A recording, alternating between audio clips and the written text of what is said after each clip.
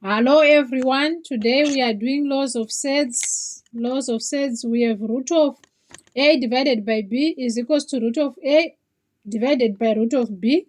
We can have root of 9 divided by 16 is equals to root of 9 divided by root of 16. If we simplify it further, root of 9 is equals to 3 and root of 16 is equals to 4.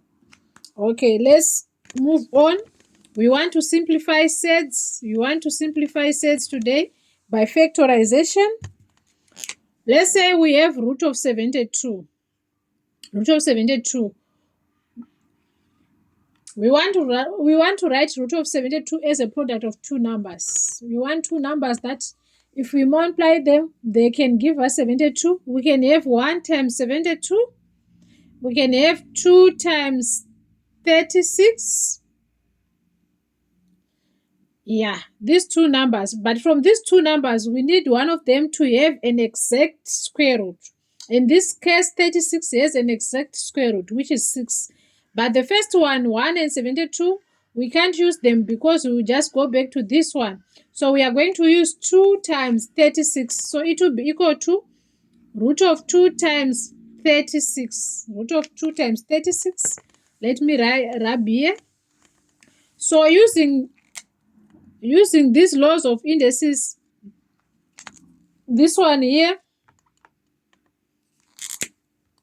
2 times 36, yes. This one here, we can write it as root of 2 times root of 36. We can write it as root of 2 times root of 36.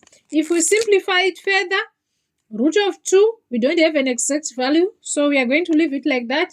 But root of 36, we have an exact value, which is 6. So we are going to say 6 root of 2. We are going to say 6 root of 2. Okay, let's try and do another one. Let's try and do another one. We can have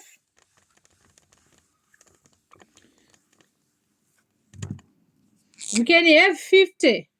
We want to simplify root of 50. As I said, we need two numbers that if we multiply them, they give us 50. We can have 1 times 50. But this one, we cannot use it because it will just go back to here. So we can have 2 times 25. This one, we can use it because 25 has an exact square root. We can have 5 times 10. Yes, 5 times 10. But this one, we cannot use it because 5 doesn't have an exact square root and 10 doesn't have an exact square root. So we are going to use 2 times 25. 2 times 25.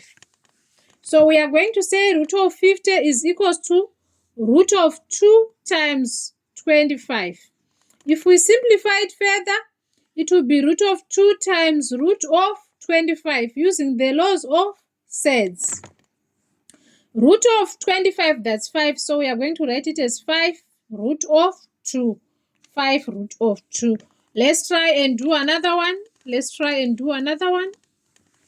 Let's try and do another one. We can have 125. 125. Root of 125. We need two numbers that if we multiply, we'll get 125. Either 1 times 125. This we cannot use them because we just go back here. We can have 25 times 5. This we can use simply because we have an exact square root of 25. One of these numbers must have an exact square root. So we are going to say root of 125 is equals to square root of 25 times 5. If we simplify it further, it will become root of 25 times root of 5.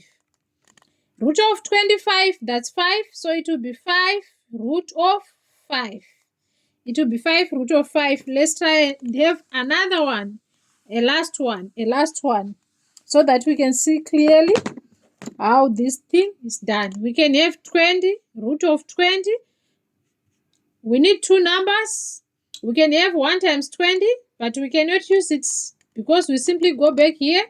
We can have 2 times 10, but this one we cannot use it again because 2 doesn't have an exact square root and 10 doesn't have an exact square root. We can have 4 times 5.